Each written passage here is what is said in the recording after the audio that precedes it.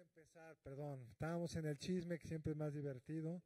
Bienvenidos, me da un gran gusto que estén aquí en la Escuela de Gobierno y me da un enorme gusto tener el honor, la oportunidad de presentar este libro del doctor Julio Frenk, Desde un lugar de la pandemia.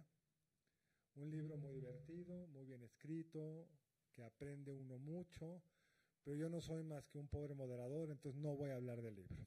Voy a presentar a las tres magníficas personas que tenemos hoy acá. Son conocidos de todos, pero por si acaso, primero la doctora Lorian Jiménez, autora de un magnífico y valiente libro, Un daño irreparable. Bienvenida. Es bien largo el currículum, pero creo que es más interesante oírlos. Mariana Campos, quien, si ustedes tienen alguna duda del presupuesto, pregúntenle a ella. Es la mejor conocedora del presupuesto, desde México Evalúa, y ha escrito todo lo relevante en la materia. Y el doctor Paco Moreno, además de que es un gran médico, si tienen problemas hay que buscarlo, bueno, algunos tipos de problemas, realmente ha escrito sobre el tema de la salud pública, el manejo en la pandemia, tiene también un libro magnífico. Entonces estamos entre puros expertos, es una conversación, al rato los incluiremos en la misma, pero quiero empezar con el doctor Frenk. Como ustedes saben, es el rector presidente de la Universidad de Miami, largo currículum, pero tampoco voy a hablar por él. Entonces, Julio, cuéntanos un poco, lo dices, pero para que estimulemos la lectura del libro, ¿por qué escribir un libro desde un lugar de la pandemia cuando más tenías tantas cosas que hacer? ¿Por qué escribiste este libro? ¿Cuál es el sentido? Y a partir de ello detonaremos una conversación. Julio, por favor. Claro que sí. Muy buenas tardes a todas y a todos. Bueno, quiero empezar por agradecerle al TEC de Monterrey, específicamente a la Escuela de Gobierno, la oportunidad de estar esta tarde aquí. A Carlos Elizondo, mi amigo de muchos años, por haber aceptado moderar esta sesión. Bueno, estos comentaristas de lujo que vamos a tener hoy, todos admiradísimos colegas, autores también, entonces creo que va a ser una conversación muy interesante. Le agradezco también al doctor Gabriel García Pérez y a la Oficina de Representación de la Universidad de Miami, que tenemos una oficina aquí en la Ciudad de México, que estuvieron trabajando de la mano con el TEC para organizar este evento. Y en la nota del autor que está al final, expreso también mi gratitud, además de a Gabriel, a Juan Antonio Fernández y a Mauricio Ortiz, que está aquí hoy en la tarde aquí con nosotros, un compañero de la Facultad de Medicina, que jugaron papeles muy importantes en la producción de este libro. Bueno, la historia del libro es que escribí un libro antes. Este libro, los dos por cierto están aquí afuera, los dos me los publicó Ediciones Cal y Arena, a la cual también le expreso mi gratitud, especialmente a su director, a Rafael Pérez Gay.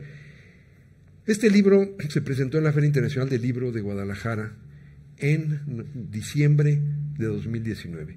Es un libro que se llama Proteger a México, un enfoque integral para que el gobierno no nos falle. Y era un análisis de lo que se plantea aquí es la función esencial del gobierno, que es proteger a la gente. Ahí hablo yo de que los gobiernos tienen tres funciones, tres P's: proteger, promover y producir. Y en los gobiernos la visión más avanzada es que la base de todo es la protección, en múltiples sentidos: la protección jurídica, la protección territorial, ¿no?, de la seguridad nacional, pero también la protección ambiental, entre ellas la protección de la salud. Y hago un análisis de, con el avance de la democracia en México, esto se publica poco después de las elecciones de 2018, las agendas pendientes, que son también tres Cs: crimen, corrupción, todo el mundo habla de eso, y fueron temas muy activos en la campaña del 2018, pero luego la tercera C es corporativismo, y uso el sistema de salud como un ejemplo del corporativismo. No les voy a decir más porque no estamos presentando este libro, pero escribí este libro, se presentó en la Feria Internacional del Libro, tuvo buena recepción, pero eso fue en diciembre de 2019. Y el 31 de ese mismo mes de diciembre, el último día del año, el mundo cambió radicalmente. La razón por la que la enfermedad que llamamos COVID se llama COVID-19 es porque se notificó, identificó el último día de 2019. Entonces, pues el mundo cambió, empezó la pandemia y en el papel que yo me empecé a ejercer desde un principio y que ya venía haciendo desde tiempo antes, de ser un comentarista crítico de lo que estaba pasando con las políticas públicas de salud en México, empecé a hablar sobre lo que estaba ocurriendo en nuestro país con La Respuesta. Y en muchas de esas entrevistas se me preguntaba, ¿y ustedes qué están haciendo en la Universidad de Miami? Entonces tuve oportunidad en muchas de esas ocasiones de contar la historia de lo que habíamos estado haciendo, y sobre todo conforme fue pasando ese año inicial de 2020, que tenía más y más material del cual hablar. Y todo el mundo me decía, tienes que escribir este testimonio, tienes que contar la historia de lo que pasó, de lo que te pasó a ti estando en la trinchera concreta de enfrentar una pandemia en un lugar particular. Y por eso el título se llama Desde un lugar de la pandemia. El lugar es importante, es de hecho el campus geográfico, físico de la Universidad de Miami. Fue una coincidencia muy afortunada para la universidad, creo yo, que justamente la pandemia más grande en 100 años ocurriera cuando tenían como rector a una persona que soy yo, que se había dedicado como especialidad a la salud pública. Yo, como rector, ha habido rectores que han sido abogados y economistas y muchas cosas, pero sucedió que había un rector que su campo profesional es la salud pública, y por lo tanto entendí que había que manejar la respuesta sobre la base de la evidencia científica que iba surgiendo en tiempo real. Y eso es lo que esto narra, la mayor parte del libro. El libro tiene 3 componentes. Uno es esta crónica personal de cómo viví yo la pandemia en un lugar que es un microcosmos, porque como explico en el libro, en el modelo residencial de educación superior que hay en Estados Unidos y en otros países del mundo, pero ciertamente en Estados Unidos, el rector es una especie de alcalde de una pequeña ciudad, en mi caso una ciudad de 30 y tantos mil habitantes, porque los alumnos viven ahí, comen ahí, ahí están. Entonces tuvimos que crear de hecho un sistema de salud pública para enfrentar la contingencia, y haciendo uso de las mejores evidencias científicas logramos abrir la universidad a partir de agosto de 2020, del semestre, cuando estaba empezando el año académico, en agosto, y mantener a la universidad abierta, con muchos sobresaltos, muchos sustos, una inmersión personal mía total en decisiones complicadas, muy controvertidas. Había mucha, lo que, como digo aquí, lo que define una pandemia es la incertidumbre. Es la primera vez que los humanos están enfrentando a ese virus en particular. Entonces, la incertidumbre es la esencia, y ante la incertidumbre lo que se genera es ansiedad. No sabemos qué va a pasar. Y todas las decisiones eran complicadas. Yo en lo personal bajé 8 kilos, a diferencia de mucha gente que subió de peso durante la pandemia. Les puedo garantizar que estas cosas que me salieron aquí debajo de los ojos no las tenía antes de la pandemia. Entonces tengo mis... No tanto, Jorge, no te adoro. Ya estaban ahí, pero son mis cicatrices de batalla. Fue, de hecho, como narro, esta era la 5ª pandemia que me había tocado vivir, pero la gran diferencia, como también lo digo en el libro, es que en las otras 4 estuve siempre en una posición en las políticas públicas. En esta, yo me asomaba a la ventana de mi oficina y veía a las personas, la mayoría de ellos gente muy joven, que se iba a ver afectada por mis decisiones.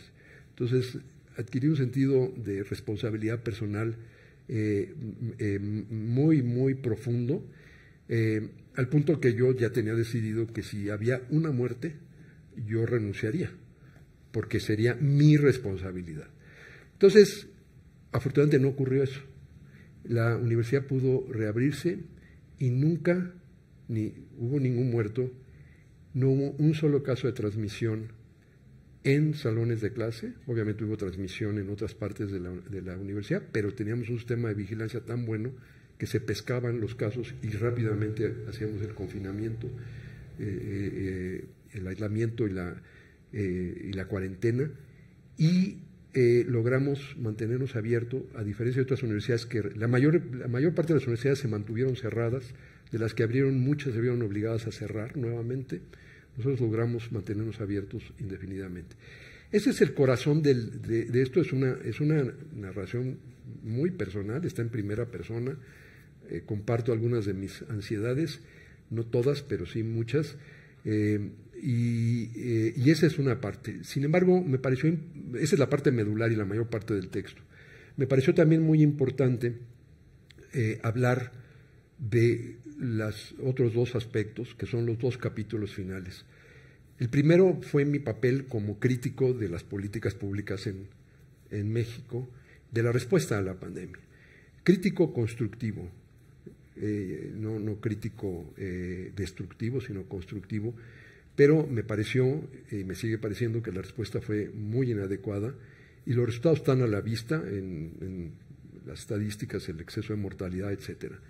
Entonces hablo un poco de ese papel y finalmente, como he dedicado una buena parte de mi vida profesional a la salud global y fui incluso funcionario de la Organización Mundial de la Salud por varios años, hablo del papel que también he jugado en los foros internacionales que han discutido cambios a la gobernanza global de la salud, precisamente para que el mundo esté mejor preparado para las siguientes pandemias que seguramente habrá. Esos son los tres componentes, esa fue la historia de la génesis del libro. Gracias, Julio, es un libro magnífico, hay que leerlo. Yo lo leí la primera vez en PDF porque lo iba a presentar y luego por un problema de vuelo no fui, pero se lee tanto mejor en el libro, es una lección en sí misma de que no hay que mandar PDFs. Doctora, tu primera reacción ante el libro. Bueno, mi primera reacción ante el libro fue, la lectura de este libro para mí fue algo muy personal. Estos tiempos de pandemia para mí han sido una experiencia completamente personal también. Yo inicié durante la pandemia a alzar la voz viendo que las acciones que se estaban tomando en México eran acciones equivocadas y iban a conducir a mucha gente a morir. Yo sentí esto como una obligación personal, moral, profesional, no sé, ¿no? No tenía que haber sido yo, desde luego, pudo haber sido quien sea. No sé por qué lo vi como algo que era mi responsabilidad, es decir, sentí que si alguna vez importaba alzar la voz con el conocimiento que tengo, la experiencia profesional y demás, era en esta ocasión. En ese momento, prácticamente no habían voces criticando lo que estaba ocurriendo en la pandemia. Estoy hablando de marzo de 2020, ¿no? Marzo de 2020. No encontré otras voces. Creo que había una carencia en el gremio académico, en el gremio científico, incluso en gran medida en el gremio médico, de gente que alzara la voz y viera, porque todas esas alertas o banderas rojas que se encendían para mí, estoy absolutamente segura que había mucha gente mucho más preparada que yo que las vio también, pero no alzaron la voz.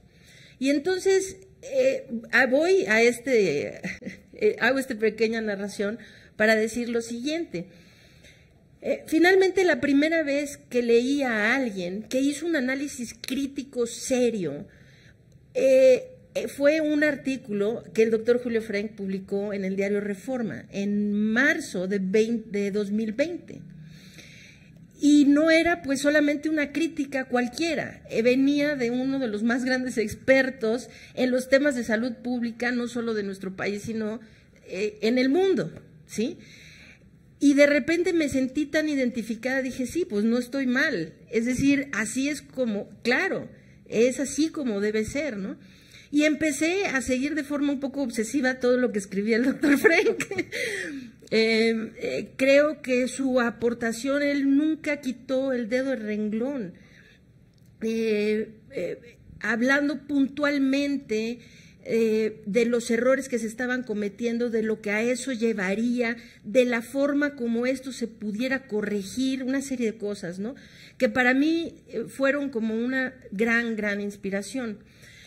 bueno, después de que todo esto pasa, el doctor me hace el honor de invitarme a presentar su libro y me hace llegar el libro. Y lo primero que yo vi en este libro es la acuarela de la portada, ¿sí? Y no es exageración y a lo mejor va a sonar un poco cursi, pero sentí casi un nudo en la garganta, o sea, sentí un nudo en la garganta. Lo anoté por acá, nada más para hablarles un poquito sobre la acuarela.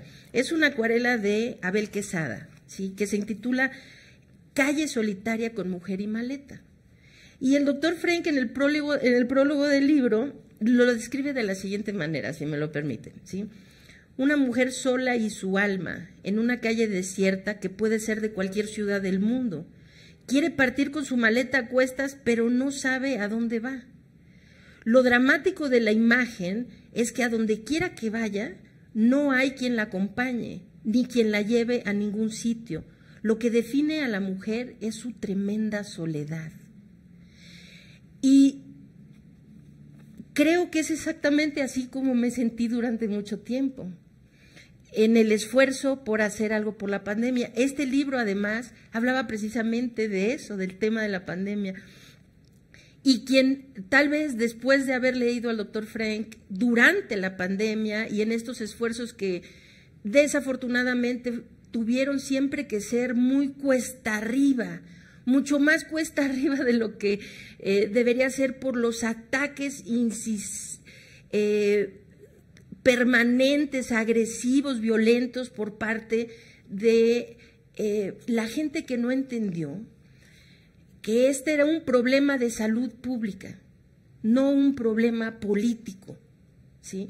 Y que alzar la voz hablando sobre ello era con un afán de salud, ¿sí? No con un afán político.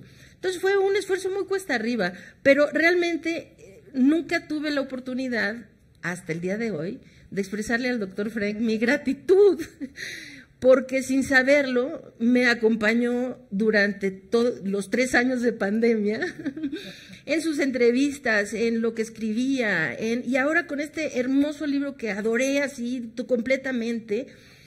Desde luego, es un libro que habla puntualmente de los aspectos técnicos, de cómo la pandemia pudo haberse controlado en ese sitio, que es la Universidad de Miami, un pequeño universo, pero él mismo lo dice en el libro, esto se hubiera podido extrapolar a una población de cualquier tamaño, de una ciudad, de un estado, incluso de un país.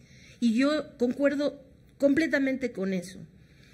Creo que, bueno, además de este asunto que yo creo que ahorita podemos discutir un poco los aspectos técnicos, ¿qué hizo distinto todo lo que hizo el doctor Frank en la Universidad de Miami para controlar los contagios, para salvar vidas y eventualmente también para mantener las actividades funcionando, ¿no? Ahorita hablaremos de todo eso, pero quiero hacer otra acotación un poco también así, un poquito personal, en el sentido de que me pareció algo muy conmovedor. El libro no solamente habla de los aspectos técnicos de lo que se hizo en la Universidad de Miami, creo que es un libro que se escribe de una forma de veras profundamente personal. Simplemente me conmueve mucho el título del epílogo. El título del epílogo, que es Luces y sombras de la pandemia. Luces y sombras de la pandemia, creo que el libro así lo va llevando, entre las luces y sombras. Las sombras, que para mí una de las partes más tristes, por ejemplo, ¿no?, del libro fue el ejemplo de sacrificios tan dolorosos que hizo el doctor Frank, que hicimos personas como yo, como el doctor Paco Moreno, estoy segura como muchas personas que hemos estado tratando de hacer algo para mejorar la situación durante la pandemia y procurar salvar las vidas que posibles, ¿no? O sea, desde abortando un granito de sal, desde una trinchera pequeñita donde estamos y qué sé yo, ¿no? Hemos hecho muchos sacrificios y a mí me conmovió mucho que se describiera este sacrificio en particular, que fue, que me parece especialmente doloroso, que es no haber podido procesar la muerte de su propio padre.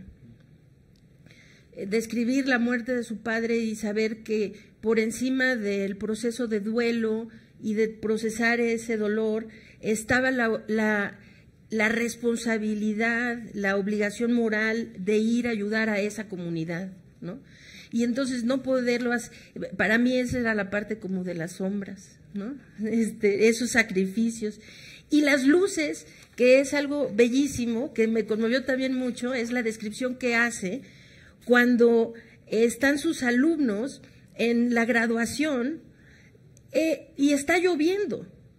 Y están todos empapados en la lluvia, no se quisieron ir hasta no poder pasar y agradecerle que finalmente tuvieron una graduación, pudieron terminar su ciclo escolar de forma presencial o híbrida o con todo esto, con nada de bajas en términos de muertes en el campus por COVID, con muy pocos contagios, con la situación de la pandemia muy bien controlada.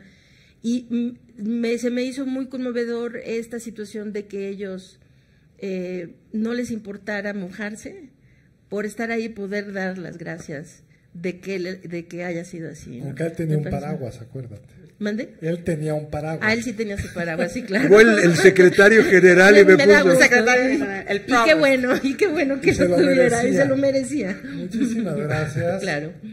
Todos estuvimos desde nuestro lugar de la pandemia. El tuyo fue, como dices, muy duro. El tuyo, Paco, también, doctor Moreno, porque has escrito un libro sobre lo que significó para vidas concretas. ¿Cuál es tu reacción primera frente a este libro? Bueno, a mí el libro significa mucho porque todos lo que preguntan es, ¿y cuándo viene la siguiente pandemia? La gente ahorita tiene la palabra pandemia como tenía probablemente la palabra Champions hace 4 años o Super Bowl. Realmente es un tema que existe. Y este libro es un documento que te enseña cómo llevar un manual de que sí aprendimos algo.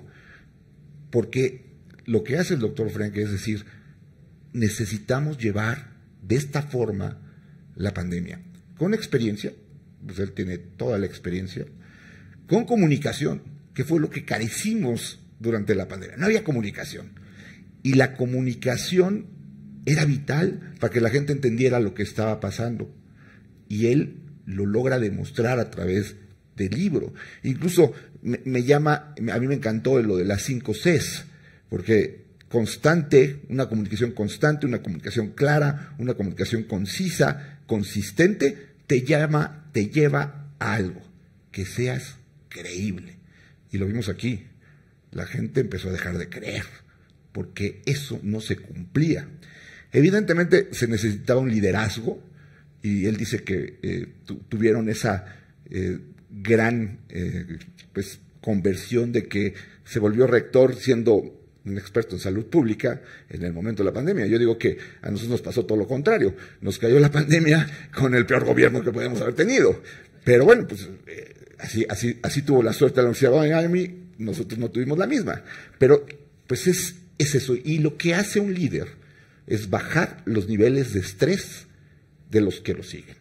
Y aquí eso se necesitaba. Urgía que la gente entendiera que había alguien que entendía la enfermedad, que sabía qué podía pasar y qué no, que mantenía siempre el riesgo de qué hacer y qué no hacer, poniendo como prioridad la salud de los que estaban ahí. Lo dice muy claro en la presentación ahorita el doctor Frank. Veía a la gente que pasaba y sabía que sus vidas dependían de él. Y en mi caso, uno de los momentos más tristes de mi vida es cuando yo vi que en urgencias del hospital donde trabajo había una cola de gentes afuera que quería entrar y que se estaban literalmente ahogando en sus coches y no había cómo ayudarlos. Entonces querías encontrar una figura que pues te ayudara a comunicarlo, porque la comunicación no llegaba. Y el otro punto que es muy importante que nos enseña en este libro: todos hablamos, ¿y cuándo termina la pandemia? ¿Y cuándo se va a acabar? Y la pandemia, como hemos visto, ha progresado. La pandemia no se ha acabado. VIH no se ha acabado, es otra pandemia. Pero en el libro el doctor va marcando cómo tienes que irte ajustando. Tienes que hacer que tus tiempos coincidan con el tiempo de la pandemia. No con lo que te dice el gobernador de Florida que ya no se vacunen y porque le tocó también lidiar con un gobierno no fácil. Digo, le ganamos en esa, sí, seguro, pero evidentemente le tocó eso, y ese también creo que es una buena enseñanza, porque si le hubiera tocado a alguien que hubiera sido mucho más dócil, pues a lo mejor diría, bueno, pues le hicieron caso, ¿no? Jacinda Arden era quien estaba tomando el liderazgo del país, en donde el doctor Frank, pues creo que hubiera sido otra situación, pero le tocó lidiar con un gobierno republicano, conflictivo, no voy a hablar más. Pero politizador, como dice Julio. Así es, entonces fue cambiando sus medidas, porque pues, al principio todos éramos vulnerables, todos nos podíamos enfermar, era una enfermedad totalmente nueva, cualquier ser humano se podía infectar porque pues, era un virus nuevo, nadie tenía inmunidad. Y cómo lo va ajustando de acuerdo a cuando hay más inmunidad, cuando empiezan a aparecer las vacunas, eso creo que es un legado muy importante para saber qué podemos hacer. Si la H5N1 se vuelve algo que se puede transmitir entre humanos, o si aparece otro coronavirus, o si una de las fiebres hemorrágicas se vuelve una pandemia. Eso es para mí lo que me quedo. Aquí hay un documento que no te dice todo fue malo. Aquí te dicen cómo hacer las cosas bien y cómo pudiéramos haber hecho las cosas bien. Y que aprendimos, ¿no?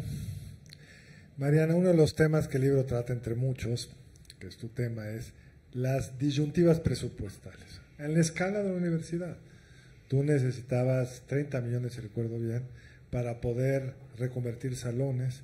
Tuviste la fortuna de que había unos edificios que se iban a tirar y que no se habían tirado, entonces te abrió el espacio.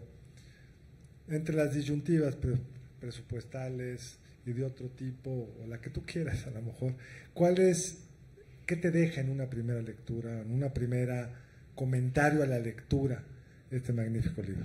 Desde tu lugar de la pandemia. Asumí que en el presupuestal, porque de eso escribes, pero puede estar totalmente equivocado.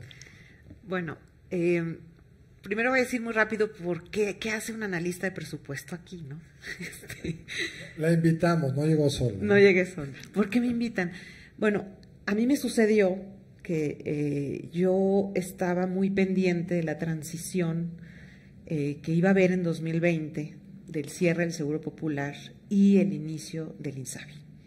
Desde 2019 fui siguiendo ese suceso, básicamente porque analizo gasto público, y si analizas gasto público tienes que llegar al presupuesto de salud pública, porque es un presupuesto pequeño, si uno lo compara con lo que se recomienda a nivel mundial para estar en posición de garantizar el derecho a la salud, ¿no? Básicamente México, bueno, su gobierno invierte la mitad en relación al tamaño de esa economía de lo que debería invertir. Entonces no hay manera que seas un analista de finanzas públicas sin que te topes con este tema.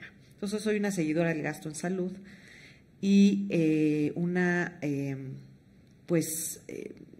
digamos, no diría yo fan, pero sí una admiradora de muchos esfuerzos que se hicieron para que mucha población tuviera acceso a la salud, que no tuvo históricamente garantizado en la práctica a partir del Seguro Popular, y de cómo se presupuestaba el dinero del Seguro Popular.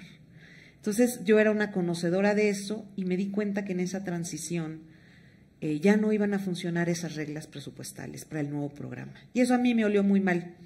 Yo dije, ¿cómo vamos a tener el sistema de salud de Dinamarca si le dieron en la torre a la presupuestación por beneficiario, por decirlo y simplificarlo de una manera? El Seguro Popular consideraba pues el número de afiliados.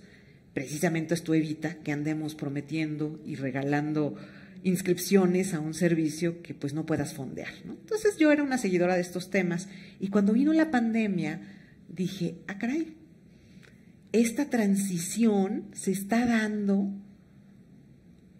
ya de por sí dificultosa y con muchos retos, y nos cae una pandemia. Entonces, bueno, yo sentí que eso era como poner ácido en la herida. Entonces me volví una seguidora, tengo un blog de gasto en salud y empecé a crear indicadores y a seguirlos mes con mes y a comunicarme con expertos y con medios y a hablar de estos temas. Entonces, algo que a mí me llamó mucho la atención de la pandemia, y ahora lo conecto con el libro, Y es algo que el libro ahonda y me parece que es para mí es como lo más importante de este libro. Es que cuando empiezan a hablar de qué va a pasar con la pandemia, de los qué va a hacer con el presupuesto del presidente, pues me doy cuenta que no hay una actitud de resiliencia.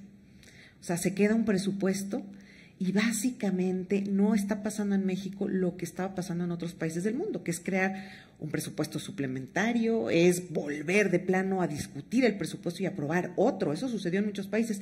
Sino aquí era como, vamos a continuar financiando los proyectos y programas que ya habíamos acordado previo a la pandemia y vamos a hacer unos recortes por ahí, unos ahorros y van a ver que todo va a estar bien, ¿no? Entonces yo sentí que había como muy poca estrategia presupuestal, ¿no? Y eso a mí me preocupó mucho porque pues no es un sector estructuralmente que requiere más recursos. Empezamos enseguida a hacer una radiografía de cómo estamos en camas, todo tipo de insumos, no solo los financieros, también insumos en recursos humanos, en equipamiento, y nosotros nos empezamos a preocupar tremendamente. Entonces, ¿qué dijimos? No está habiendo realmente resiliencia. Y el presupuesto es un instrumento clave para enfrentar esa resiliencia, que creo que en el ejemplo que se está dando aquí sobre vamos a crear un plan en la Universidad de Miami, un plan basado obviamente en las recomendaciones científicas de cómo podemos costear, fondear protocolos de convivencia seguros en la universidad, pues evidentemente requiere un presupuesto, ¿no? Pero a lo mejor hay otras cosas que no se iban a llevar a cabo, que también tienes que ver qué costos se están disminuyendo, ¿no? Hay unos que se te aumentan, otros que se te disminuyen. Entonces yo no vi que hubiera ese plan en la pandemia. A mí, en lo personal, me anticipaba que esto iba a salir muy mal. No se estaban llevando a cabo, sí se llevaron a cabo algunos planes, obviamente, para reubicar áreas en los hospitales, ¿no? Pero se generaban algunas acciones que terminaban en otros efectos colaterales. Por ejemplo, se limitó mucho la enseñanza médica porque se usaron ciertos espacios y personal de esa enseñanza, y luego ya no se atendía qué iba a pasar con esa enseñanza, ¿no? Que eventualmente hay que volver a reubicar y a que siga sucediendo. Entonces yo veía como que problemas de resiliencia y muchos del presupuesto. Me parece que se abusó de la intuición. Y yo creo que ese es el gran mensaje del libro que a mí me gustaría rescatar de Julio. O sea, la política pública, y yo me he dedicado pues toda mi vida a ella, no se puede hacer a partir de la intuición. La intuición es un muy buen comienzo para poder crear hipótesis, para poder plantear análisis, pero la intuición no podemos hacer ciencia y política pública basada solamente en la intuición. Y yo creo que me gusta mucho que en este libro el doctor Frenk nos da ejemplos de cómo la intuición llevó a decisiones muy fracasadas.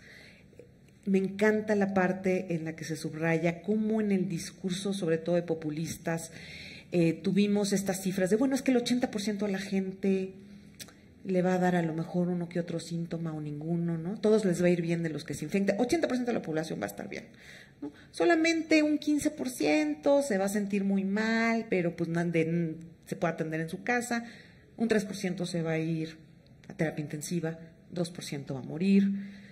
Entonces sonaba esto en el mundo de la estadística y de la opinión pública como, bueno, o sea, en la mayoría de los casos, vamos, o sea, la probabilidad es que te vaya bien, ¿no? O sea, tampoco hay que exagerar. Cuando esto, y lo dice Julio, cuando esto se transforma en números absolutos, es súper abrumador para cualquier sistema de salud, ¿no? Porque pues, el 3% de la población mexicana, que es la que con esta cifra podría o fue a la terapia intensiva, estamos hablando de casi 4 millones de habitantes. O sea, ¿dónde los vamos a atender? Y cuando contabilizas el número de camas y de personal médico disponible, especialmente médicos internistas como el doctor Moreno, que ya son subespecialistas o intensivistas, pues estamos en los huesos. Pero, ¿qué sucede a nivel opinión pública? Que es muy fácil y atractivo hablar solo con la intuición. O sea, a los políticos les es muy fácil esto, porque con la intuición convences a muchos de que tú estás bien. Ah, sí, pues el presidente tiene razón, o sea, 80% de la población va a estar bien, es una gripa, ni va a sentir nada, le dolerá la cabeza, tendrá 2 días de un malestar. Pero cuando ya hay lo transformas a los absolutos, se vuelve gravedad. Pero eso no lo hace toda la población. Entonces, a lo que quiero ir con esto es que hay muchos incentivos para que desde la política nos quedemos a nivel intuitivo, y eso es una narrativa fácil de vender y de convencer a muchos. No todo mundo estaba asustado con estas 5 Cs. O sea, no todo mundo. Obviamente los especialistas, el público muy informado dicen esto es absurdo. Pero cuando hablamos de la generalidad, pues a lo mejor no sientes que sea tan relevante, ¿no? Especialmente que la pandemia empezó a pegar en estos momentos tan importantes y que tenían que haber sido muy relevantes para actuar pronto, empezó a pegar de maneras distintas en tiempos. O sea, obviamente la Ciudad de México, ¿verdad?, por su conexión con el mundo, empezó a presentar más casos que quizás los lugares más recónditos, ¿no? Esto que se decía es un problema de ricos. Es un problema de ricos, ¿no? Entonces, cuidado, porque creo que ese es el gran problema que tenemos, y no solo me quedaría con que es en el tema de la pandemia, sino cómo se está haciendo ahorita política pública, basada en la intuición. Quizás intuitivamente, cuando veíamos ya, y sabíamos de amigos, familiares que estaban pasándola mal, que habían incluso personas cercanas fallecidas, a lo mejor la idea del doctor Frank de vamos a abrir la universidad en agosto de 2020 era como violentísima, ¿no? Dices, intuitivamente yo creo que todos pudimos haber dicho, respeto mucho al doctor Frank, pero sí es como que qué necesidad, mejor hasta el próximo enero. Pero ahí está la lección. ¿Por qué no hacemos política pública basada en evidencia? No tomemos decisiones de manera intuitiva. Entonces yo creo que aquí nos da una gran lección de cómo quizás nadie nos hubiéramos animado a abrir una escuela cuando él lo hizo, pero él hizo un plan basado en evidencia, con el financiamiento adecuado, en donde se controlaron riesgos, y entonces es posible.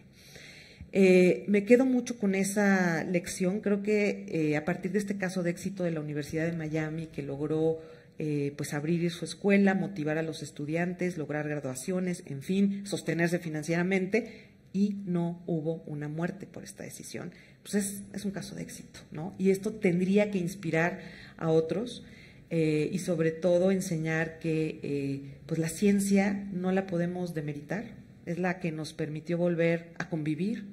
Las vacunas, los protocolos, son los que permitieron que la economía y que pudiéramos reconectarnos en la vida que conocemos. Entonces, es una gran lección para todos los movimientos que hay un poco demeritando la ciencia, los especialistas, la coordinación también internacional. Me llamó mucho la atención en tu libro, ves que en los últimos también años ha habido como, pues sí, un poco ha caído, digamos, la importancia que tiene, o incluso se ha demeritado, ¿no? No, pues los organismos internacionales, ¿no? Todo eso es mucho bluff, lo controlan los países desarrollados. Es importantísima esa coordinación multilateral. Una mala coordinación nos lleva a una pandemia con muchos costos como la que vivimos. Entonces, yo creo que hay mucho que se puede rescatar de este libro, y yo creo que desde el punto de vista presupuestario en México, pues fue muy lamentable que no hubiera resiliencia y que no hubiera una inversión pensada en financiar oportunamente este tipo de estrategias y protocolos. Bueno, todos tuvimos nuestro lugar de la pandemia y claramente las 3 presentaciones son desde su lugar. Pero vamos a regresar al lugar de Julio, que me parece que hay una decisión que él cuenta muy bien, y ahorita lo mencionas tú, Mariana, que si lo decimos así en frío, reabrieron la Universidad de Miami en agosto, si oyeron bien, del 20.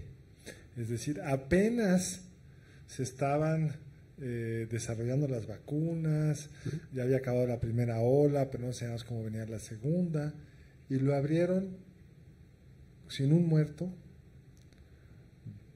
Dice, con todo cuidado cómo lo dijo, renunciaría si hubiera habido algún muerto.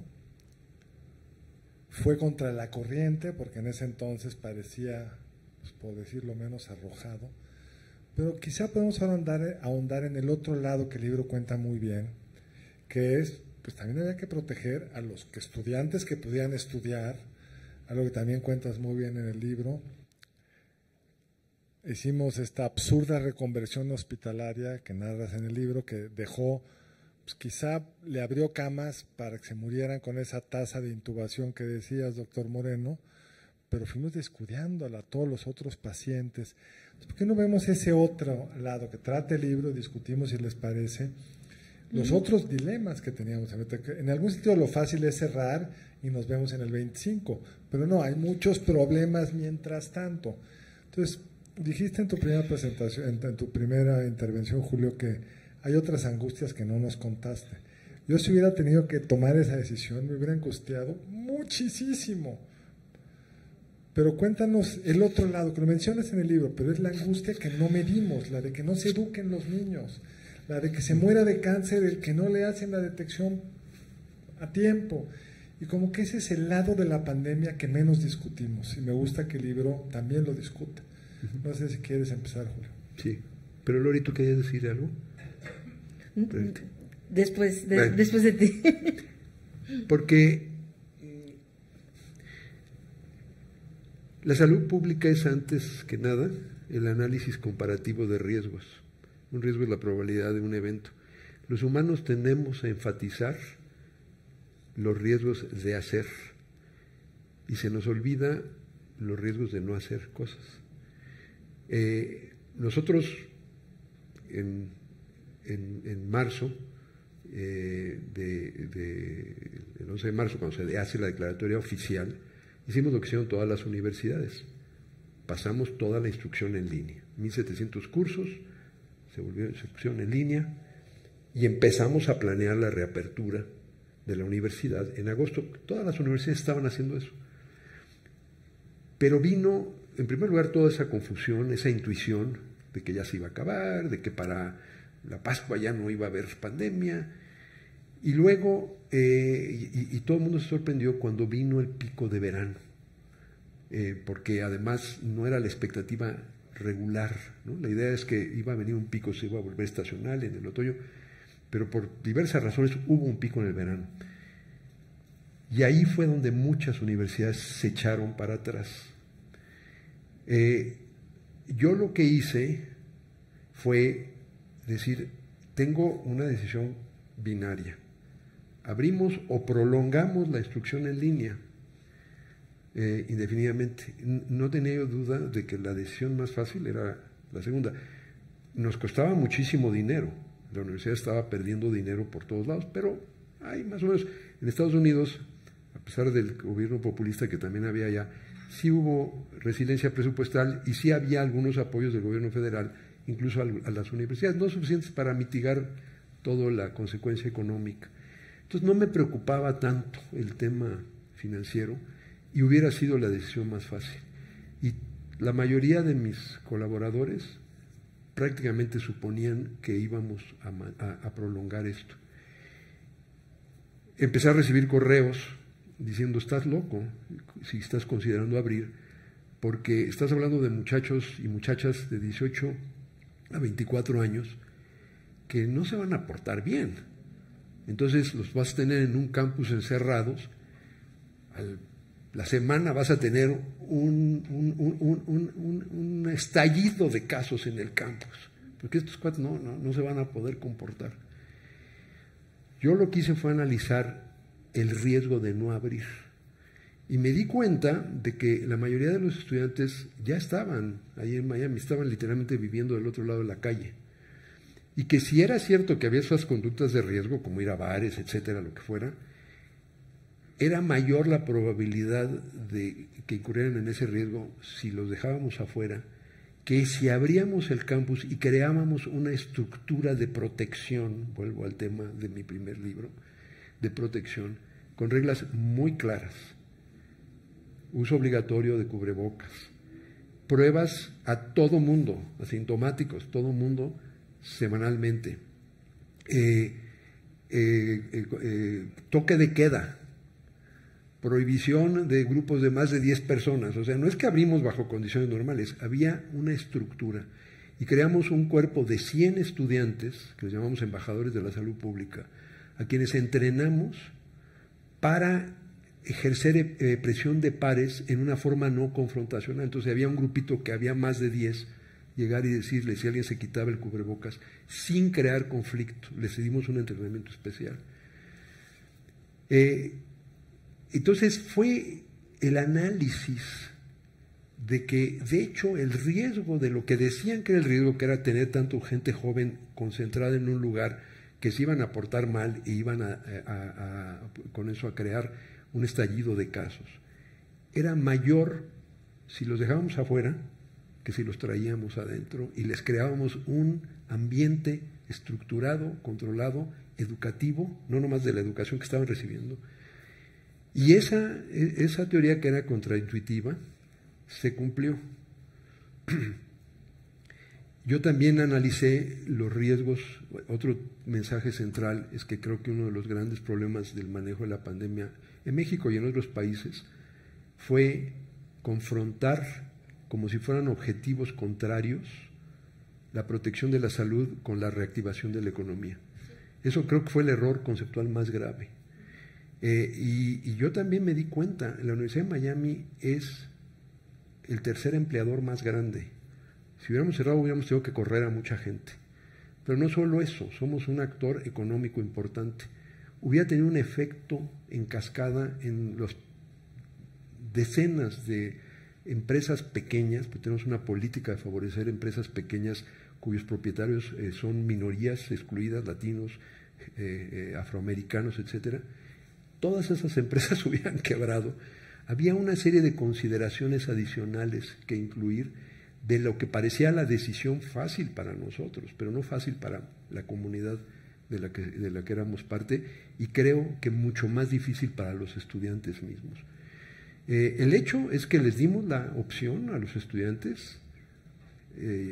Yo me comuniqué mucho, yo mandaba videos, porque ya nadie lee nada, pero todo el mundo sí ve, y en el video crucial les anuncié la estrategia y les dijimos, si tú tienes una enfermedad crónica que sea un factor de riesgo para COVID, no vengas, te vamos a dar una muy buena alternativa de instrucción remota. Tenemos muchos estudiantes internacionales que no podían viajar, no había visas, no había vuelos. Bueno, pues teníamos que seguir con la instrucción remota. Pero al resto les dijimos, no vamos a hacer ninguna pregunta. Si no te sientes seguro, si tus papás no se sienten seguros, te puedes quedar en casa. La respuesta fue que 75% de los estudiantes decidieron que querían estar en el campus una vez que les explicamos cuáles iban a ser las reglas. Y la explicación se acompañaba de cómo íbamos a asegurarnos de que se cumplieran las reglas. Primero, persuasión por inspiración, que los estudiantes se inspirarían a hacer las cosas bien. Y ese fue el caso como del 90% de los estudiantes. Pero para el 10% que siempre se porta mal, estaba la presión de los pares, y los que aún eso no funcionaba, una serie de sanciones muy claras, incluyendo la expulsión. Les dijimos, el que diga una mentira en el rastreo de contactos se consideraría equivalente a hacer trampa en un examen, que es motivo de expulsión definitiva de la universidad. Entonces, con las reglas claras, la comunicación clara y concisa, 75% se animaron. Para el siguiente semestre fueron 80%, para el siguiente semestre fue el 100% de los estudiantes, fuera de los internacionales que todavía no podían volar. Pero fue por ese análisis, y cuando fui a pedir los más de $30 millones que estimábamos que nos iba a costar, dije esto, porque la mayoría de los miembros de la Junta de Gobierno también daban por hecho que íbamos a cerrar el campus. Aprobaron eso y así funcionó. Pero fue y luego el hecho, debo decir, de que yo tenía acceso a las principales instituciones que estaban haciendo el modelaje epidemiológico, y veía que todas las curvas coincidían en que iba a llegar a un pico justo cuando íbamos a volver a recibir a los alumnos, y luego iba a empezar a bajar. El otro tema es que manejamos un sistema hospitalario universitario, y el gobierno estatal había impuesto una moratoria al principio, que era la decisión correcta, de no ver más que pacientes urgentes, y luego todo era COVID. Pero la gente se seguía enfermando de otras cosas. Yo creo que una de las cosas desastrosas en México fue que la reconversión hospitalaria Y la mala comunicación generó tal miedo, es lo que tú dijiste, Paco. Cuando vemos las cifras de 790,000 muertes en exceso, una buena parte son por COVID, una enorme parte. La última estimación es que son alrededor de 230,000 que fallecieron por la pandemia en el exceso de mortalidad. Alrededor de 230,000 personas en México fallecieron por la pandemia, no por COVID, Sí. sino por este tipo de cosas. Personas a las que se les postergaron tratamientos, no se les no se les pudo atender en una emergencia O que se quedaron en su casa exacto, con entonces un infarto porque tenían miedo de ir al hospital. arriba de 200,000 muertes por esa causa, pues es la evidencia más obvia de que esta estrategia de conversión hospitalaria y la forma como se hizo fue un total y absoluto fracaso. Es nuevamente un ejemplo de los riesgos de no hacer las cosas, ¿no? Entonces, ese fue un poco el equilibrio que sí es complicado, y a mí literalmente me quitaba el sueño.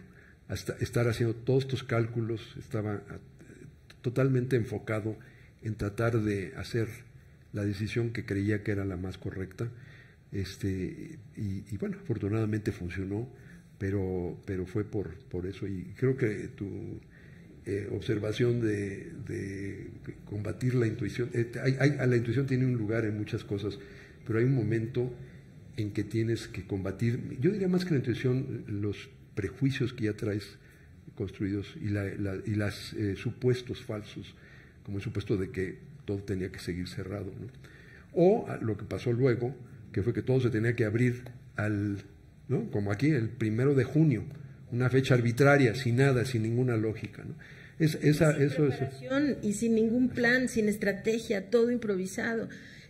Bueno, si me permiten, para mí este es uno de los puntos centrales absolutamente, porque la pandemia se llevó en muchos sentidos siempre con narrativas de falsas dicotomías, como esta, la principal siempre, la falsa dicotomía entre, bueno, vamos a ver por las vidas o vamos a ver por la economía.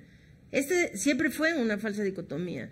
Es decir, al ver por la pandemia, eso solucionaba en automático el problema económico. Es decir, no hay lugares en donde el asunto económico se haya agravado tanto como aquellos que dejaron la pandemia expandirse, salirse de control, ¿no?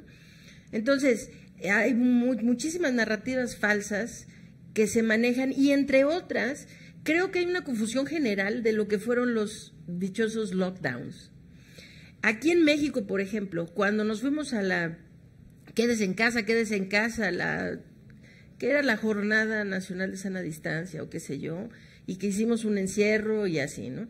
Sí, pero creo que necesita quedar claro que estas medidas de hacer cierres generalizados en una población tienen los costos más altos en todos los sentidos.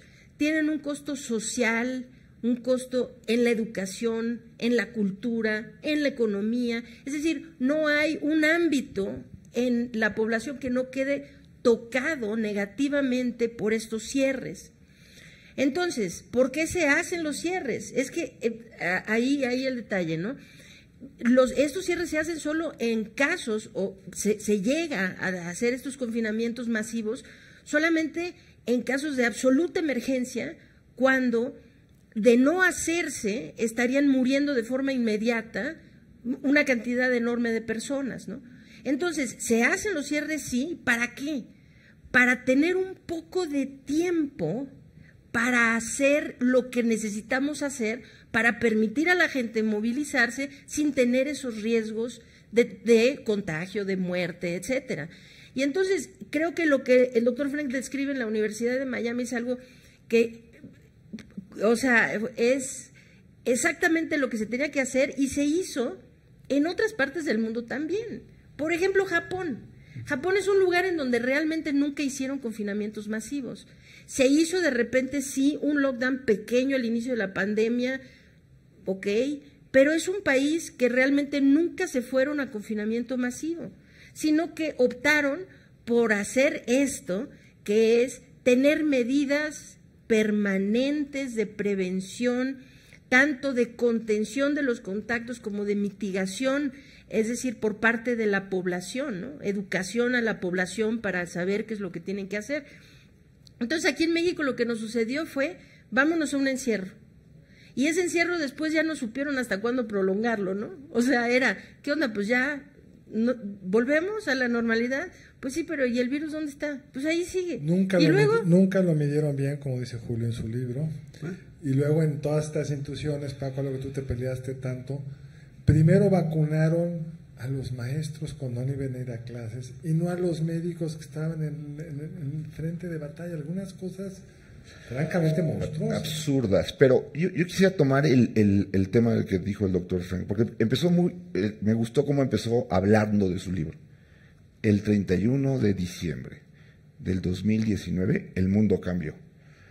Y el hombre que más ha hablado de evolución en la historia de la humanidad es Charles Darwin. Y su frase que ha pasado a la historia es: la especie que sobrevive no es ni la más rápida ni la más fuerte, es la que se sabe adaptar al cambio. Y es muy curioso porque las preguntas de la gente eran: ¿cuándo vamos a volver a ser como antes? Y entraba esa trampa de la nostalgia de Gabriel García Márquez, donde siempre lo pasado era mejor, ¿no? Y no entendían que no podías pasar del encierro a una vida como antes. Tenías que encontrar un justo medio, que lo hizo el doctor Frank, involucrando pues, a los alumnos, involucrando a que sintieran cierta responsabilidad en que eran parte.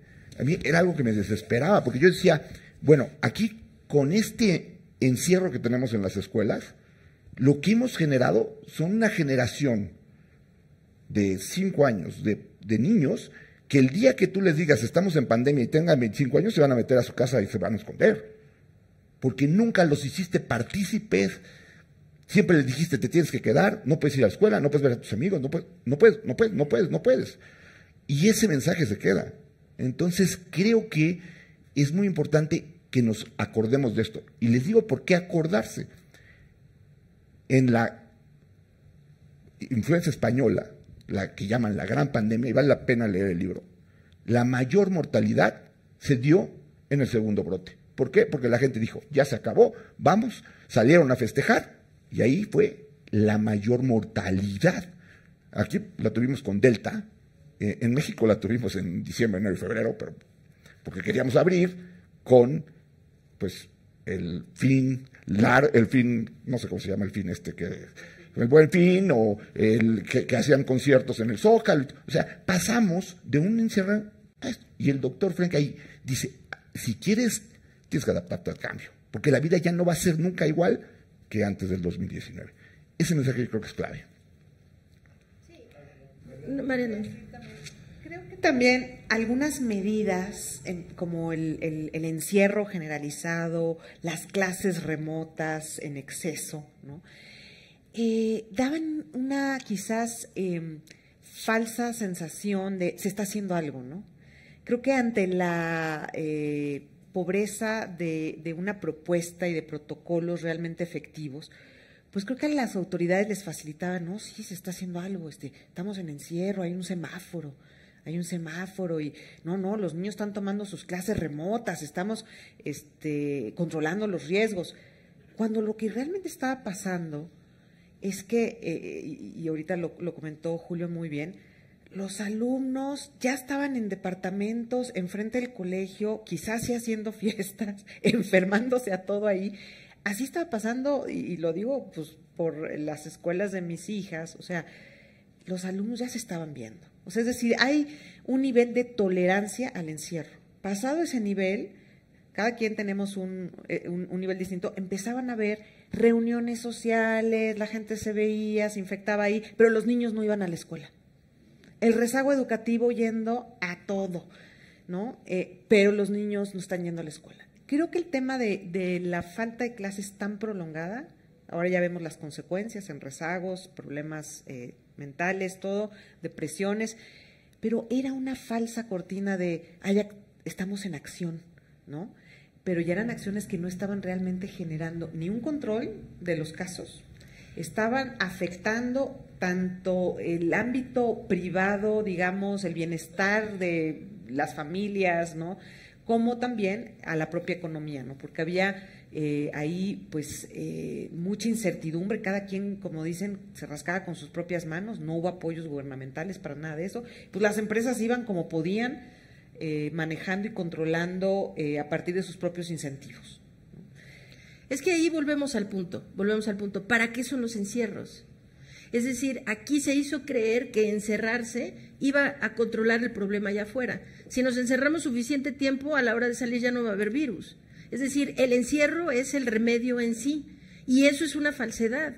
Es decir, los encierros tenían que haber sido para tener el tiempo para hacer lo que se hizo en la Universidad de Miami, conseguir el presupuesto suficiente para poder echar a andar las medidas necesarias, para así poder tener a la gente movilizándose, pero contener la transmisión del virus, vigilar la transmisión del virus, mitigar la transmisión del virus, etcétera, ¿no? Pero aquí lo que se hizo creer es que el encierro per se iba a llevar a la solución.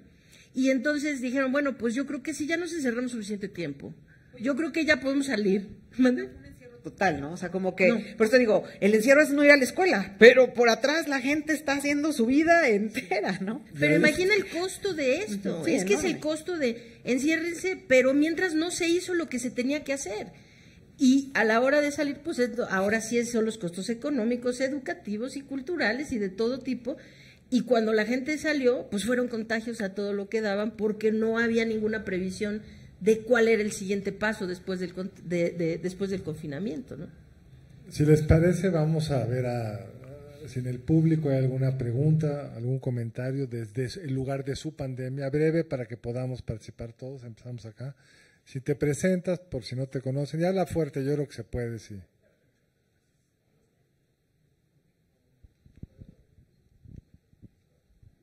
Buenas tardes, doctor Frank, Antonio Chemor, a sus órdenes.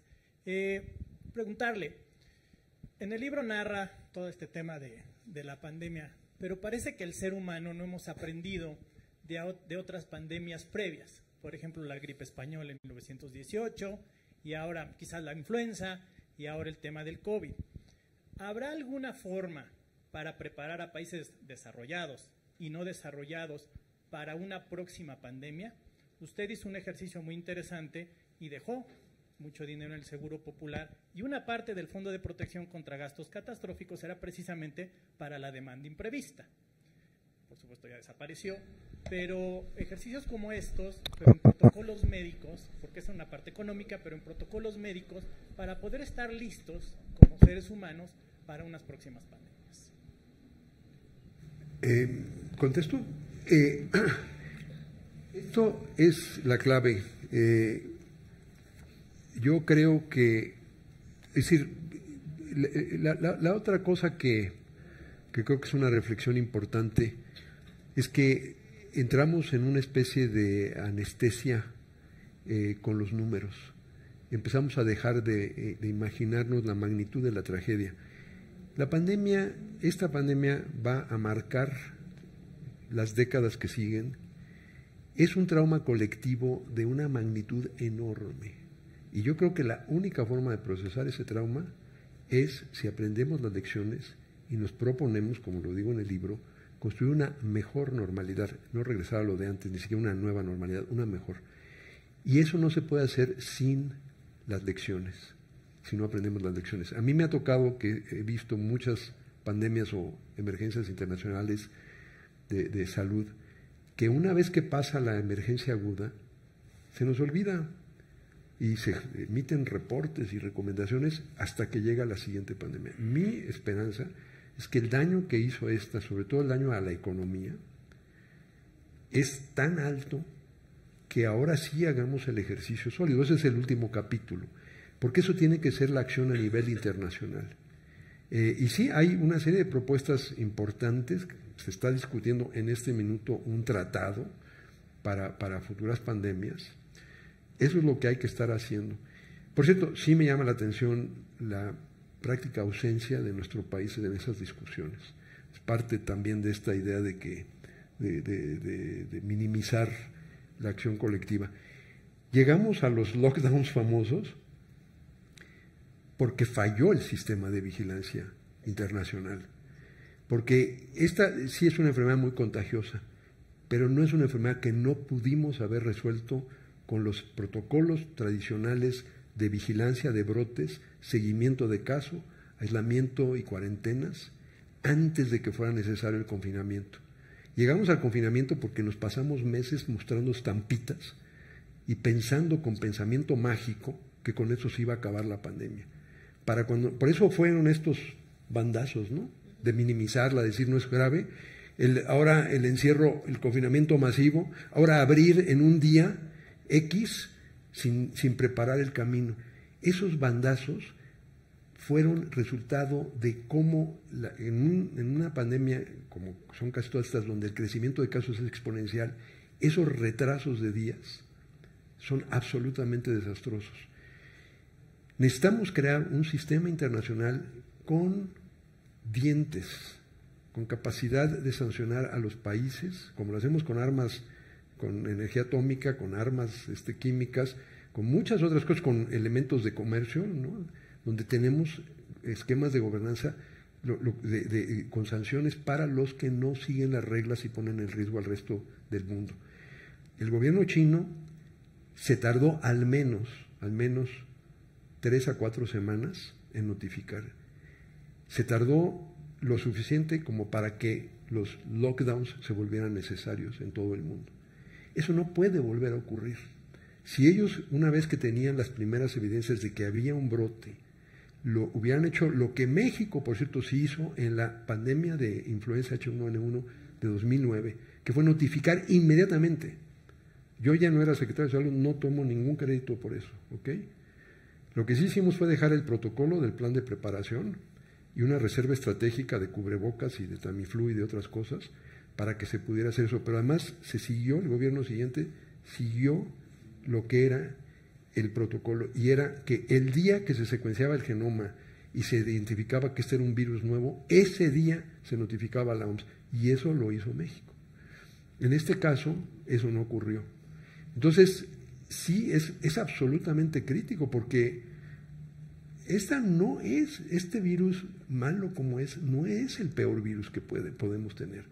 La única enfermedad que hemos erradicado, la viruela, es un virus con mayor letalidad y mayor transmisibilidad.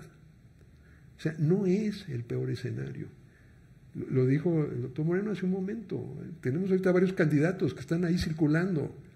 Entonces, más vale que no volvamos al mismo ciclo de atención y olvido hasta la siguiente crisis, porque la siguiente crisis podría ser peor que esta. Entonces, absolutamente crucial es no nada más la acción nacional, que hay que tenerla. Se ha desmantelado el servicio de vigilancia epidemiológica, que era de las grandes cosas que tenía México.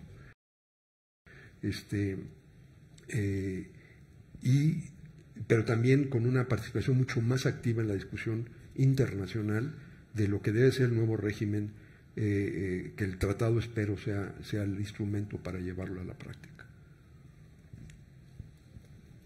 Mi nombre es Rolando Seguirá. Tengo el gusto de conocer al doctor Moreno y tengo muchas décadas de ser amigo del doctor Frank. Yo quiero hacer dos preguntas. Yo creo que ameritan respuestas muy concretas, muy cortas. La primera es, tengo entendido, mi origen es de tecnología, tengo entendido que en enero del año 2020, una vez que se descompuso el genoma del virus del COVID-19, y el genoma de este virus fue transmitido a las empresas, a los laboratorios, la empresa que se llama Moderna, que es una de las generadoras de las principales vacunas contra el COVID, en 24 horas tenía ya resuelto el problema con la solución de lo que era la vacuna. De tener la vacuna lista en enero del 2020 a que se oficializara, ¿verdad?, el despliegue masivo de esto, pasaron 10 meses. O sea, así como el doctor Frank ahorita explica que no es admitible, ¿verdad?, que la República China haya tardado 4 o 5 semanas en divulgar la aparición del virus, ¿verdad? Yo creo que también tenemos que tomar decisiones y riesgos en función de que si ya tenemos una solución que se genera con tecnología en 24 horas una vez descompuesto y analizado el genoma del virus, se puede implementar con algún riesgo. Esa es mi primera pregunta, ver la opinión de ustedes que son especialistas en esto. La segunda pregunta es, así como en el campus de la Universidad de Miami, bueno, hemos escuchado y hemos leído, nos hemos documentado que hubo varios países que sufrieron poco en términos relativos a lo que sufrió México, los efectos de la pandemia. Estoy hablando de países como Corea del Sur, ¿verdad? Algunos países africanos, ¿verdad? Pero principalmente algunos países asiáticos. Ellos aplicaron una estructura de un ordenamiento similar al que hizo la Universidad de Miami. Esa sería la pregunta. Gracias. Julio, ¿podrían contestar más o menos rápido? Porque nos queda una pregunta más, Daniel Hernández allá atrás. Y ya yo nada más comento rápido. Yo creo que si esta pandemia algo hizo fue demostrar que la ciencia es maravillosa. Y el tiempo récord en el que logramos una vacuna, porque una cosa es codificar el virus, que se hizo en un mes. Para los que no saben, la primera vez que se habló del VIH era en 1981, y bueno, no tenemos vacuna para el VIH hoy, no tenemos vacuna. Entonces, desarrollar una vacuna no es nada más agarrar, decodificar y decir, aquí está la vacuna. O sea, tienes que hacer un estudio en el que, otra vez, valores riesgo, que es, le pones algo que vaya a provocar más daño que el beneficio, ¿no? El tiempo fue récord. La plataforma que tanto se ha sido criticado se creó en 1986. Desafortunadamente, una de las personas que más ha trabajado en eso es de los peores antivacunas que hay, que es, ni quiero decir su nombre porque la verdad es aquí, ¿no? Pero lo conoce muy bien el doctor. Es uno de los principales antivacuna, pero el tiempo en el que se logró tener la vacuna es un récord impresionante. ¿Por qué? Porque teníamos que primero ver seguridad y después eficacia, y para eso se necesitan muchas pruebas, muchas. Y producirla. Y, pues, sí, y además no solamente producir una, se produjeron 5, 2 chinas, AstraZeneca, Moderna, Pfizer, y para atrás no ha llegado. La Sputnik, sí, tienes razón, Sputnik fue también producida. Muy malo de los rusos de ponerle Sputnik a una vacuna, es como ponerle Abdala a la vacuna cubana o Patria a la mexicana, ¿no? O sea, estás viendo que el mensaje político va por arriba de la ciencia siempre. Pero yo creo, y esto es real, murieron 20 millones de seres humanos por esta pandemia. Si no hubiéramos tenido el avance tecnológico en ventiladores, terapias intensivas, no hubiéramos tenido el avance, se hubiera muerto el 3% de la población mundial, de 7,000 billones. Entonces, no, yo creo que si algo tenemos que aplaudir son a los científicos que desarrollaron la vacuna. No sé qué opina, doctor. Totalmente de acuerdo. Habiendo dicho eso, totalmente de acuerdo. El aspecto más luminoso de la pandemia es lo que pasó con la ciencia. La ciencia salvó a la humanidad. Porque hagan numeritos de cuánto es 3% de 8,000 millones de personas, que era ya lo que teníamos, para que vean lo que pudo haber sido el saldo de esta pandemia. Pero una de las propuestas es tener, y va a costar dinero, pero es una minúscula fracción de lo que perdió la economía mundial, montadas ya las plataformas de producción, porque una cosa es desarrollar la vacuna y otra cosa es manufacturarla. La otra cosa es hacerlo regional. El aspecto luminoso de haber tenido la vacuna en tiempo récord se contrarrestó con el aspecto oscuro de que llegamos a un momento en que había vacunas nada más en los países ricos, donde sobraban vacunas, donde gente que podía tener vacunas porque se politizó no la querían, y teníamos países que estaban desesperados por vacunas y no las tenían. Entonces hay que regionalizar. Eso es parte de lo que se está hablando a nivel mundial, en discusiones donde México está ausente, es regionalizar la capacidad de producción y tener capacidad lista, manteniendo lo que sería una capacidad ociosa para que en cuanto codificas, ahora con la tecnología de RNA mensajero o ARN mensajero, puedes efectivamente desarrollar el prototipo, acelerar los ensayos clínicos que son indispensables. Ahí no se puede reducir los tiempos, pero lo que sí puede reducir de manera muy significativa es la plataforma. Y la meta concreta que se está discutiendo, 100 días entre el desciframiento del genoma y la disponibilidad de vacunas ya producidas, 100 días. Y sí se puede, pero se necesita una acción concertado. Y yo diría un comentario extra a lo que dijo del éxito de países. Yo creo que una de las grandes lecciones que me dejó la pandemia. La mayor parte de los países exitosos fueron gobernados por mujeres. Nueva Zelanda, Taiwán, Alemania. Híjole, no nos llevamos así, ¿eh? Pero la realidad yo creo que es una lección muy importante. Finlandia, podemos hablar de muchos éxitos, pero ¿por qué? Porque las mujeres supieron escuchar a la ciencia. No les quitó reflector, ese es el punto. No les quita, para muchos países, Bolsonaro, Trump, López Obrador, Modi, siempre el virus les quitaba a ellos su presencia. Entonces un narciso, pues como una partícula que ni se ve, me va a quitar a mí mi proyecto, mi programa y lo que yo soy. Pues no va a poder cubrebocas. Exacto. Entonces, sí, los hombres fuertes resultaron muy débiles, porque además el rechazo a usar el cubrebocas, que fue uno de la comunicación terrible, era porque no se querían ver débiles y no entendieron que el mensaje de usar un cubrebocas es que me importa tu salud, porque el cubrebocas no nomás es para protegerme a mí, es para protegerte a ti. Es solidaridad, es reciprocidad. No lo entendieron estos líderes, estos hombres fuertes, y causaron mucho daño. Una última pregunta, Daniel, por favor. Tú eres líder de una cohorte de grandes salubristas en México, ¿no? Y líder de una generación abajo y de otra generación abajo. ¿Qué sientes cuando ves a los incompetentes que trabajaron para ustedes y que no supieron qué hacer?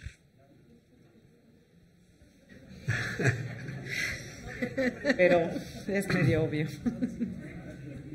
Es cierto, le voy a dar un giro positivo, porque creo que hay que ser muy críticos de lo que se ha destruido, pero también hay que tener la inspiración de que se pueden hacer las cosas. Es cierto que México logró desarrollar una serie de instituciones de clase mundial en materia de salud pública, y es cierto que mucho de eso fue un cambio que se dio en una generación. Fue una conjunción de factores, un gobierno que nos dio beca, yo me fui becado por el CONACYT a hacer mi doctorado, y muchos de mis compañeros lo mismo. Un gobierno que quería invertir en ciencia, un líder visionario que fue el doctor Guillermo Soberón, que permitió establecer el Instituto Nacional de Salud Pública. Es cierto que todo eso así fue, y eso permitió algo inusual en la administración pública de México y algo inusual en los ministerios de salud del mundo. Hubo 4 sexenios consecutivos donde la Secretaría de Salud de México estuvo encabezada por gente que venía del ámbito de la investigación. Lo empezó el doctor Soberón, siguió el doctor Cumate, siguió el doctor de la Fuente, seguí yo, y luego el doctor Córdoba también, aunque él no terminó por alguna otra distracción que tuvo. Pero México tuvo un cuarto de siglo de construir una Secretaría de Salud que realmente es admiración del mundo. Entonces, sí, es muy penoso ver el desmantelamiento de esa capacidad fuera del servicio exterior mexicano, pero a la par de la Secretaría de Hacienda teníamos indicadores de que la Secretaría con mayor competencia técnica del gobierno era la Secretaría Federal de Salud. Y eso luego se reflejaba en muchos de los estados. Y eso espero que lo valoremos. Hay una partecita aquí donde menciono que uno de los principales productos de exportación de México se han vuelto expertos en salud pública. Y enumero, es al menos una docena de personas, mexicanos, todos, yo me incluyo entre ellos, que estamos ahora fuera del país, y que quisiéramos poder regresar. El chiste de estas instituciones, de tener una secretaría con esa orientación, es que atrae talento. El talento atrae talento, y la mediocridad, desgraciadamente, genera más mediocridad. Entonces, necesitamos valorar o revalorar y recordar que al final del día lo que permite el progreso es la construcción de instituciones.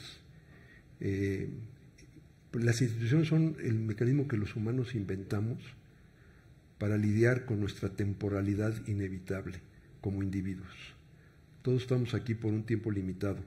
En las instituciones, los individuos trascienden la temporalidad con otros y con otros, porque tú hablaste de varias generaciones, sí. Eso es lo que hacen las instituciones. La destrucción de instituciones es el fin de una sociedad. Entonces, creo que es importante que valoremos nuestras instituciones y creo que México ha tenido la oportunidad de construir instituciones de salud extraordinarias que ahora están en riesgo severo. Yo quisiera hacer nada más un comentario porque creo que este mensaje es grave y tiene que oírse.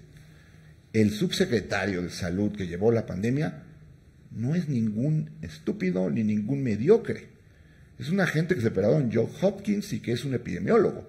El problema fue que su prioridad fue quedar bien con el jefe y no proteger a la salud, que era su obligación.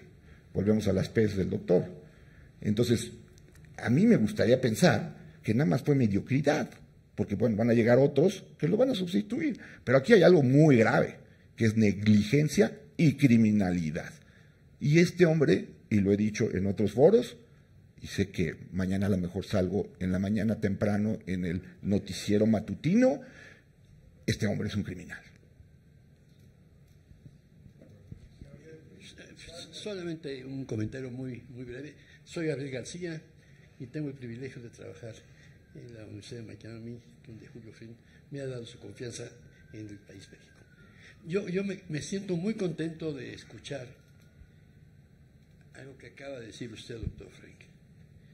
10, 12 investigadores, todos aquellos que salieron, se fueron por diferentes motivos. Pero me da más gusto escuchar a usted y ojalá que los otros piensen igual, que tienen muchas ganas de regresar a México.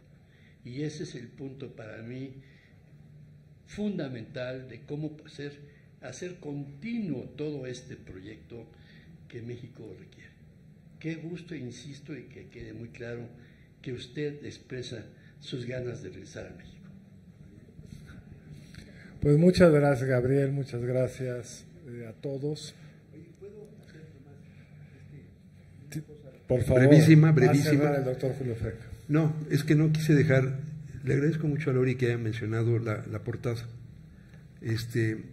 Pasé horas con Mauricio escogiendo esta portada por las razones que leíste, pero la quiero ligar, y tiene toda la intención y está explicado en el prólogo, con la portada del libro previo.